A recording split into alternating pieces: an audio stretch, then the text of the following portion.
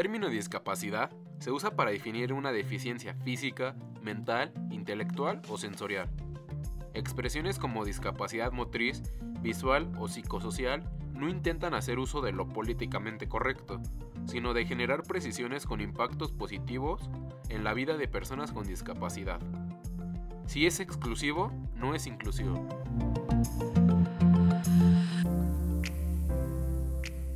Bienvenidos a Tonske. El día de hoy este tema me interesa bastante porque lo he visto en algunos otros foros de discusión, pero pues no me queda bastante claro la opinión que puedan tener las personas jóvenes respecto al tema. El día de hoy me acompañan Susi y Miguel. Chicos, bienvenidos, muchas gracias por estar aquí.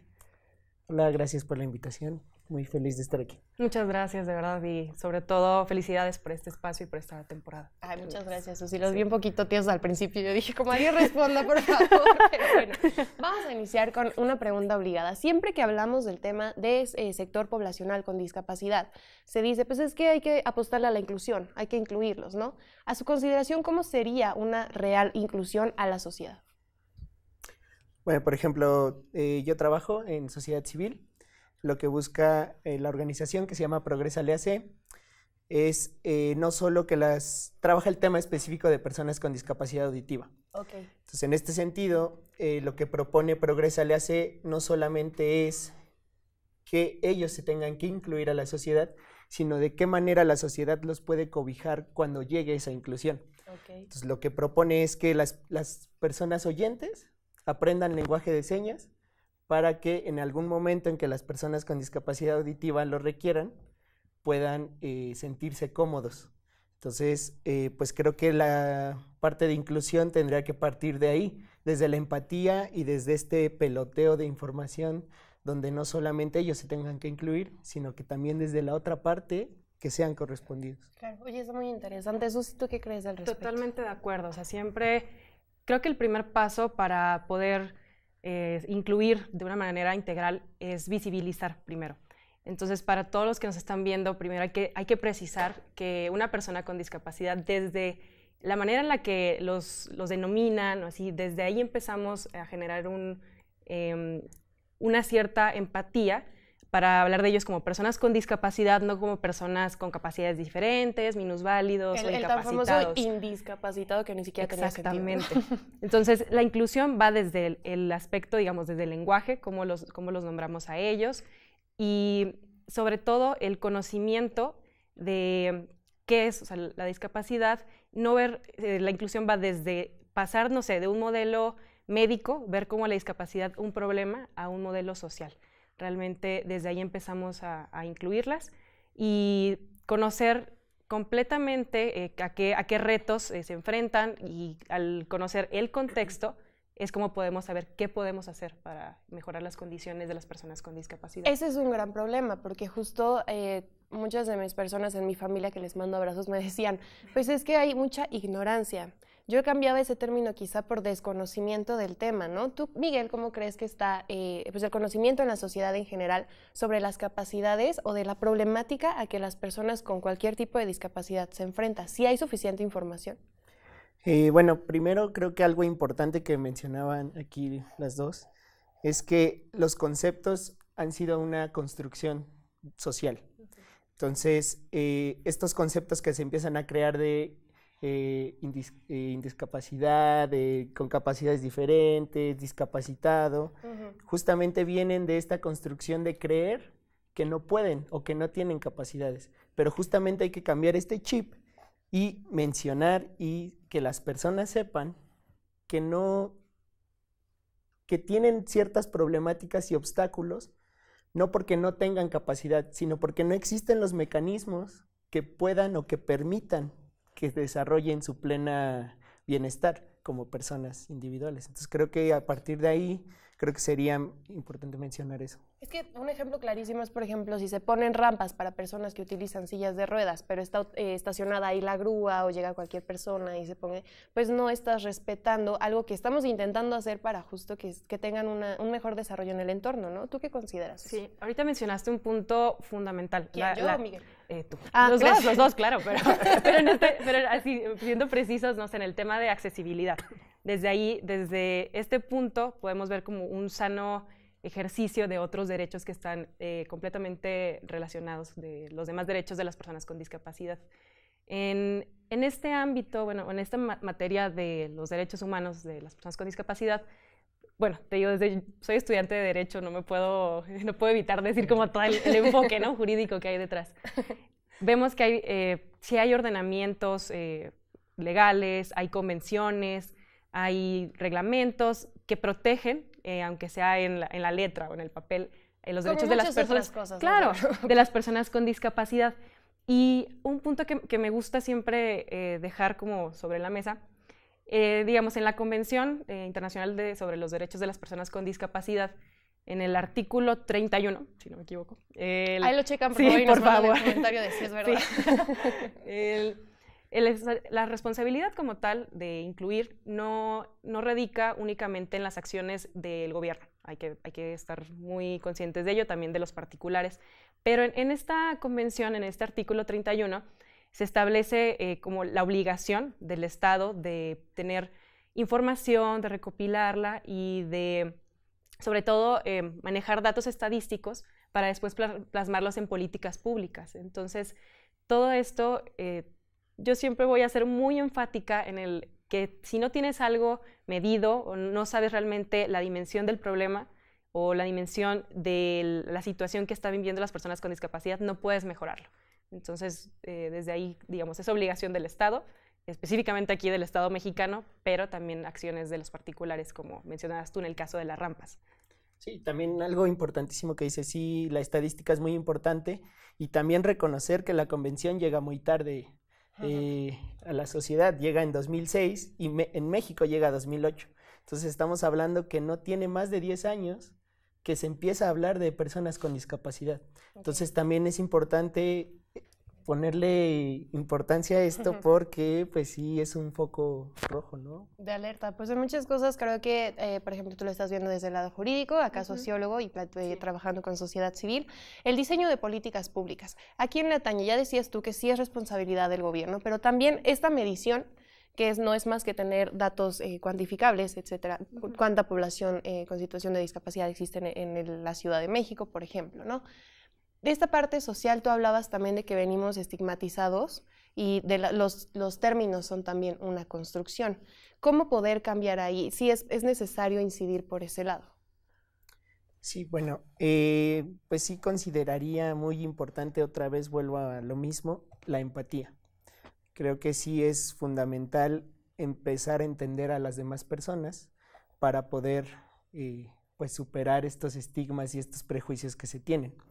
Desde sociedad civil lo que se promueve es que sí existen espacios para las personas con discapacidad, pero a veces no están adecuados a sus condiciones. ¿A qué quiero llegar con esto? Que muchas veces las personas decidimos por ciertas poblaciones en específico. En este sentido, me refiero a que hay organismos que trabajan, por ejemplo, discapacidad, pero no hay personas con discapacidad dentro de estos organismos para que puedan atender sus necesidades. Entonces creo que lo fundamental es tener este diálogo con personas con discapacidad para que ellos mismos digan cuáles son sus necesidades y no decidir nosotros por ellos. ¿Tú estás de acuerdo, Susi, con esto? Sí, completamente de acuerdo. Y digo, aunque me digan que como soy repetitiva con el tema de la medición, en nuestro país hay muchas deficiencias, carencias en cuestión, digamos, numérica. Y cuando yo hablo de una medición o de estadística, no hablo únicamente de números, hablo de qué es lo que realmente piensan o qué es lo que realmente viven las personas con discapacidad de forma directa, que es lo que nos comentabas. Y, por ejemplo, les menciono, el Comité de la ONU, que se encarga de los derechos de las personas con discapacidad, ha estado muy enfático en el tema de la situación en México. Siempre ha dicho como, oye, en México no hay uniformidad para medir la discapacidad y no está como con el estándar internacional, que es con la clasificación que se sigue desde el 2001 aproximadamente, con el set de Washington. Entonces, desde ahí empezamos pues mal en nuestro país, ¿no? O sea, no contamos con realmente las herramientas para saber qué necesitan las personas con discapacidad, porque es muy fácil decirlo, digamos, desde este lado, ¿no? O hablar de un escritorio y decirlo, no sé, como acá, ¿no? Desde otra perspectiva. Pero yo sí les recomendaría mucho que sigan, en México contamos con pocas herramientas, ¿no? Para saber qué está pasando, cómo es el censo, que es cada 10 años el del INEGI, encuestas en materia de vivienda y de ingresos y demás. Son como 3 encuestas y el censo. Y yo les recomiendo mucho que estén al pendiente de cómo se va a formular el cuestionario para el censo que se va a llevar a cabo en 2020 para el INEGI, porque de este censo, de los resultados que se obtengan, es cómo se van a formular las políticas públicas que tú mencionabas.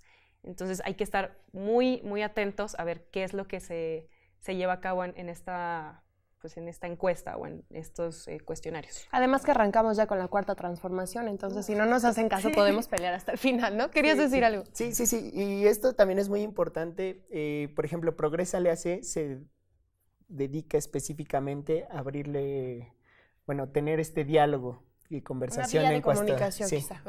Con personas específicamente con discapacidad auditiva. Entonces, también a veces estas consultas habría que preguntarnos si existen los mecanismos necesarios, si la gente de verdad está preparada para tener este diálogo en lenguaje de señas.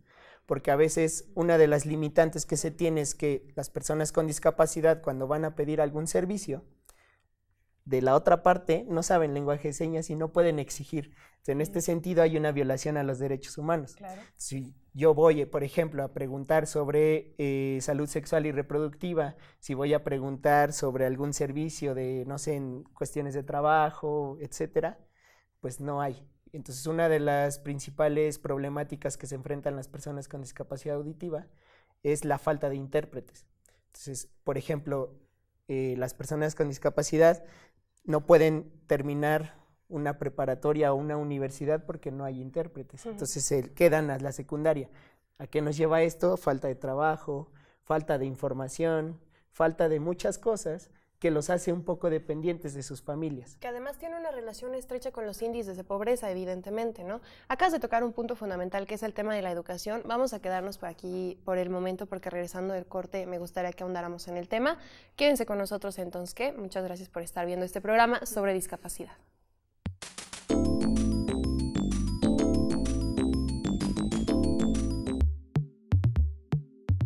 Según datos del INEGI, en 2014, el 6.4% de la población del país, 7.65 millones, reportaron tener alguna discapacidad.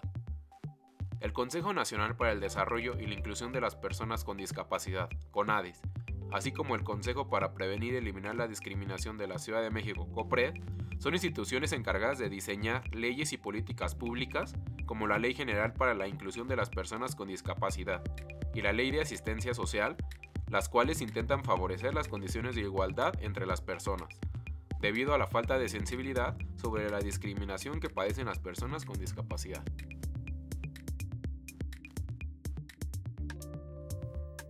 Y bueno, pues las cifras siempre, como Susi mencionaba al iniciar el programa, van a ser vitales para poder lograr un entendimiento porque nos permiten interpretarles justamente. Estamos ante el binomio de las características cuantitativas de lo cualitativo.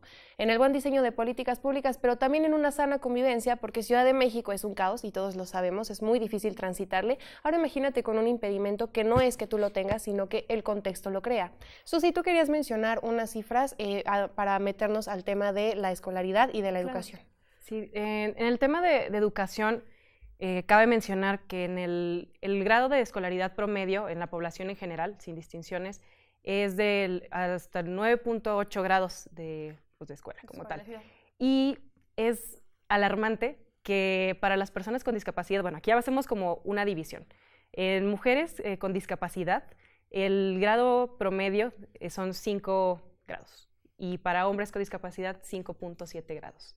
Ay, entonces, no, sí subieron mucho, ¿no? Sí, aquí vemos claramente, en temas de discriminación, ahora sí que, como siempre digo, la discriminación no discrimina, en pocas palabras.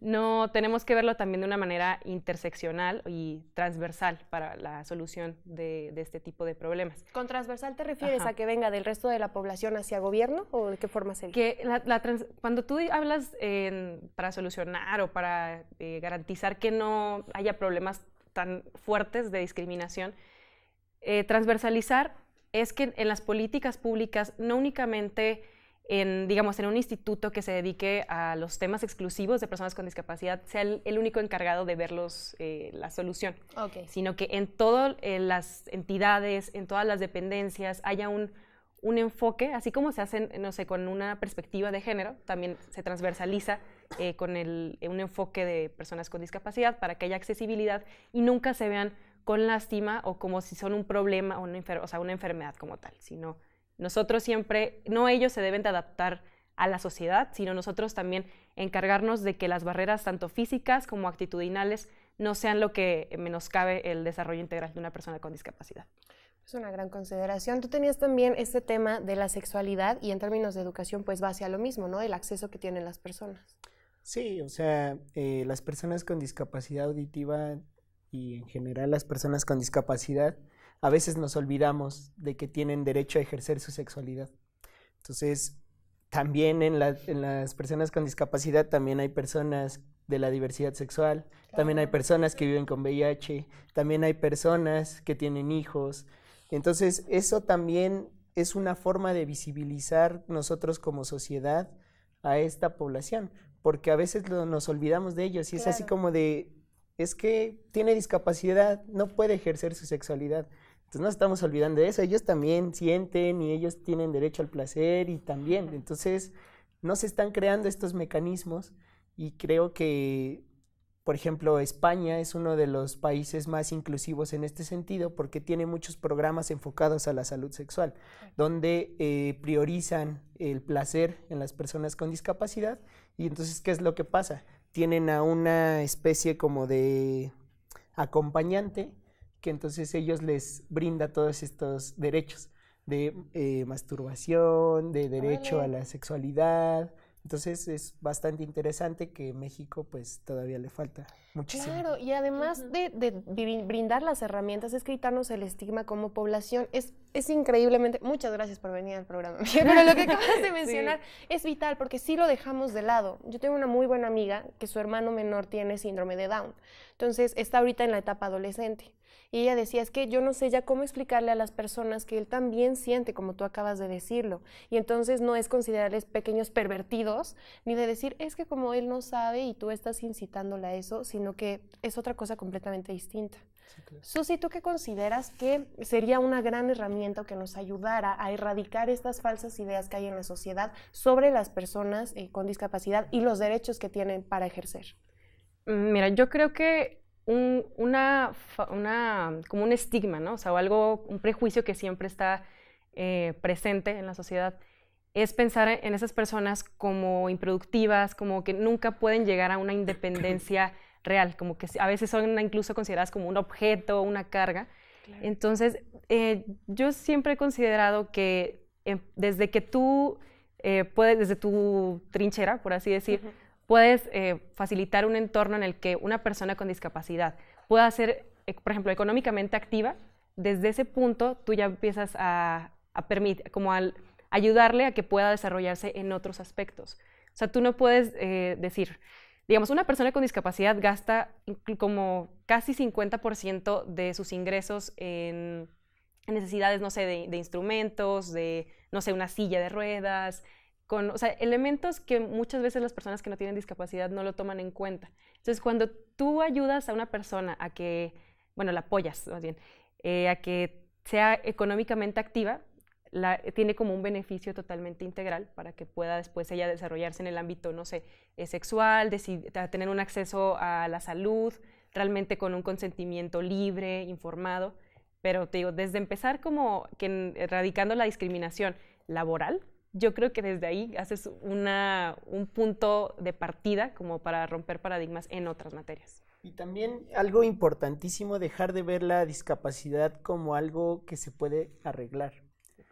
O sea, en este sentido vuelvo a lo mismo. Al inicio del programa mencionaba que la discapacidad se ve como una construcción social. Exacto. Y a esto me refiero a que pareciera que se ve como algo malo, como si fuera un producto malo. Entonces, ¿qué es lo que se quiera hacer? Arreglar. Claro. Se busca la rehabilitación, se busca crear mecanismos para que este individuo vuelva a entrar en un ideal de productividad, de que está bien, lo que de poder hacer normal, cosas. ¿no? Exactamente. Sí. Creo que tampoco tiene que ver con mucho, es alabado cuando Starbucks, por ejemplo, saca políticas de poder emplear a personas con discapacidad, en este caso síndrome de Down, o que tienen alguna mutilación en el cuerpo. Entonces la gente sale diciendo, qué padre, Starbucks es inclusivo y todo eso. Tampoco se trata de nada más encasillarlos en las cosas que pensamos que pueden hacer, sino como decías también un momento, creo yo, es acercarte y preguntarle, oye, ¿qué tal que quieres ser artista? ¿Qué tal que quisiera estudiar un lenguaje? ¿Qué tal que quisiera hacer? Y ya con base en eso, brindarle las herramientas, ¿no? Sí, claro. Sí, es fundamental porque, por ejemplo, también desde la sociedad civil, Progresa le hace... Le mandamos un saludo a Progresa le hace porque ya fue mencionado muchas veces en el programa, claro. Ya se me olvidó, ¿ves? Por tu culpa. Venga, sí. También tenemos personas que trabajan con nosotros que tienen discapacidad auditiva y lo que nos comentaban es que de acuerdo a su condición se adecúan a que tienen que realizar ciertos trabajos. Entonces, aquí es donde nosotros nos damos cuenta que la posibilidad de tener actividades o un trabajo que realmente me guste no es porque yo realmente me guste y yo quiera, sino es porque las condiciones me hacen ser así. Entonces, ¿a qué me refiero con esto? Que ellos tienen que trabajar exclusivamente, por ejemplo, en teatro, tienen que trabajar en cosas de diseño, claro, tienen que trabajar en cosas de dibujo, por ejemplo. Y entonces, ¿qué pasa, por ejemplo, cuando, era lo que mencionabas, quiero ser a lo mejor investigador, o quiero trabajar en una oficina, o quiero hacer otra cosa? Lo que todos soñamos. Y no pueden. ¿No? Sí. Entonces, pero no es porque no puedan de acuerdo a sus capacidades, sino porque no existen los mecanismos adecuados para que lo puedan realizar. Volvemos a lo del inicio que se mencionaba y una buena amiga, Mar Navarro, a que le mandamos un gran saludo. Ella decía, es también erradicar la idea de que no tienen la capacidad, sino ya viene toda una construcción alrededor que estaría bueno que analicemos en algún otro punto. Quiero comentarles aquí un dato muy interesante, porque en términos, lo que volvíamos a la educación, en la UNAM, por ejemplo, una de mis profesoras de carrera, Patricia Brogna, realizó el diagnóstico sobre el estado que guarda la atención a la temática de la discapacidad en la UNAM. Pareciera ser un nombre bastante largo y un poquito complicado, ¿no? ¿De qué se trata? Bueno, se dedicaron a hacer en este diagnóstico una evaluación de cómo estaba constituida la institución en la UNAM que atendiera a la temática de la discapacidad. Y me gustaría destacar 3 acciones que me parecen súper interesantes que derivaron de todo esto. En 1972 se creó el deporte en silla de ruedas en la universidad a cargo de la Dirección General de Actividades Deportivas y Recreativas, que además han ganado muchos premios y son buenísimos. En el 2010 se inauguró el aula, Laboratorio de Cómputo con Tecnología para Personas con Discapacidad Visual y Auditiva, esto en la DGTIC. Y por último, en 2013 realizaron el censo sobre personas con discapacidad en la Dirección General de Orientación y Servicios Educativos. Esto permitió, como bien lo mencionabas tú, tener un panorama más amplio de que dentro de la universidad hay estudiantes, personal docente, incluso trabajadores que tienen una condición de discapacidad y no se les había prestado la atención antes. No sé si a ustedes ahorita dándose un paseo por CEU hayan visto alguno quizá de estas acciones o tengan una crítica que hacer que podríamos mejorar. Pues igual también me atrevería a decir que hay categorías dentro de las personas con discapacidad. O sea, en ese sentido me refiero a que si una persona con discapacidad auditiva quiere estudiar una carrera en específico, al menos yo podría decir que en la carrera de sociología no existen intérpretes. Entonces hay una limitante y una violación otra vez a los derechos a la educación. Claro. Entonces también hay que, no solamente es hablar de discapacidad de forma general, sino también adecuarnos a cada una de las condiciones de cada una de las discapacidades. Y lo que necesitan. Susi, ¿tú qué piensas? Sí, yo mi caso en particular, en la Facultad de Derecho, yo sí pues lo he vivido de cerca con algunos compañeros que tienen, son discapacidad visual, son invidentes, tengo 2 compañeros, por ejemplo. Y sí aplaudo que en mi facultad en particular sí hay una sala en la cual tienen acceso a un intérprete, no sé, les llega... Bueno, aquí también radica mucho también en la voluntad de los profesores, O sea, que ellos tengan toda la disponibilidad de ir y tomarse un poco más de su tiempo en ir a entregar, no sé, el material que te mandan por correo electrónico, que te lo entregan en papel y ellos tienen que ir a que se hagan como una traducción, digamos, a braille. Pero en la Facultad de Derecho sí existe una sala como tal. Fíjate qué interesante, pues aquí dos visiones, ¿no? Uno donde sí se están realizando quizá otro tipo de acciones, uno donde nos falta. El que yo más he visto, bueno, ya casi para cerrar, es el transporte que se brinda, que es el transporte especial para poder moverlos dentro de Ciudad Universitaria. Pues son pequeñas acciones que creo están ayudando a mejorar esta condición. Y que también volver a poner el foco. ¿Por qué tiene que haber un transporte especial? O sea, ¿por qué no se incluye con las demás personas? Entonces también eso es algo que nos deberíamos de preguntar, de que se siguen tratando a las personas aparte. Y no, entran en todo el organismo de la sociedad. Justo, o sea, una verdadera inclusión. Chicos, lamentablemente se nos ha acabado el tiempo. Susi, te agradezco mucho todo lo que nos comentas. En verdad ha sido un gusto tenerlos a ambos en el programa y pues prestarle la atención a este tema que está un poquito rezagado todavía. Poquito, nada más, ¿no? Como hemos visto. Bueno, finalmente pues hay que quitarnos este estigma, también nuestra construcción del otro. Si lo que yo hago, lo que siempre vivo en mi vida es normal y veo a otra persona, le voy a decir, el otro necesita, tiene que hacer esto. No, hay que informarnos un poquito más para ver realmente cómo podemos ayudar. Les invito a que vean el siguiente Tons Que y muchas gracias por habernos acompañado.